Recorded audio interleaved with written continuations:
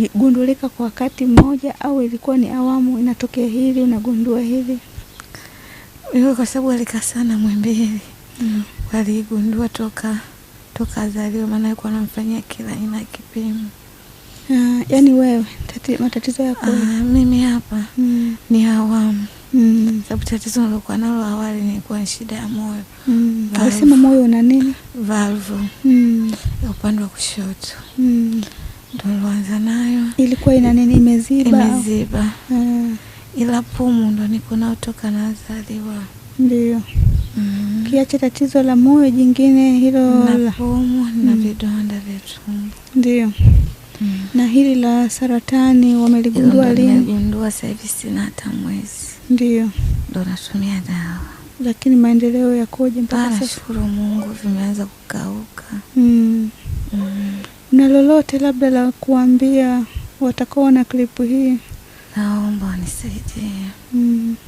Naomba unisaidie. Hasa mahitaji yako makubwa ni nini, ukiacha bima ambayo tayari umeshahitaji? Chakula, mahali pa kuishi. Kwa hiyo hapa unasema umepanga? Nimepanga, nalipa 30,000 na umeme 5,000, 35. Ndio. Kila mwezi. Tunashukuru. Namba zako za simu labda kwa mtu atakayeguswa? Napatikana kwa 0743 97 22 53. Nirudie tena namba yako. 0743 97 22 53. Unaweza ukatembea ukasimama mwenyewe au muda wote umelala? Natembea, najitahidi kidogo kidogo. Na hapa ni nani anakusaidia, labda usaidizi wangu na mama? Sasa hivi mama, kuna binti tulikuwa naye hapa, mtoto wa jirani yetu amefariki. Kwa hiyo yupo hapo msibani. Ndio. Tunashukuru sana. Kuna lolote unataka kuongeza labda katika ambayo nimekuuliza? Hapana. Pole sana. Tunazidi kukuombea. Inshallah Mwenyezi Mungu atakupa afya. Bila shaka watakaoona video hii wataguswa.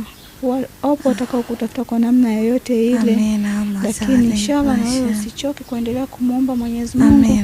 Atakurejeshea afya yako. Na mtazamaji, natumai umeweza kushuhudia jinsi gani ambavyo maneno yenye kuhuzunisha kiukweli mwanadada ambaye anasumbuliwa na maradhi mbalimbali. Lakini endapo sasa umeguswa kwa namna moja ama nyingine, waweza ukamtumia kwa kile ambacho Mwenyezi Mungu alichokujalia. Kwa namba zake za simu ni 0743 97 22 53. Narudia 0743 97 22 53. Na hakikisha kwamba unapotuma jina linatokea Amina Juma. Amina Juma ndio jina ambalo lilikuwa sahihi. Mimi ni Muhyiddin Dwalaika sambamba na Abdallah Lupa.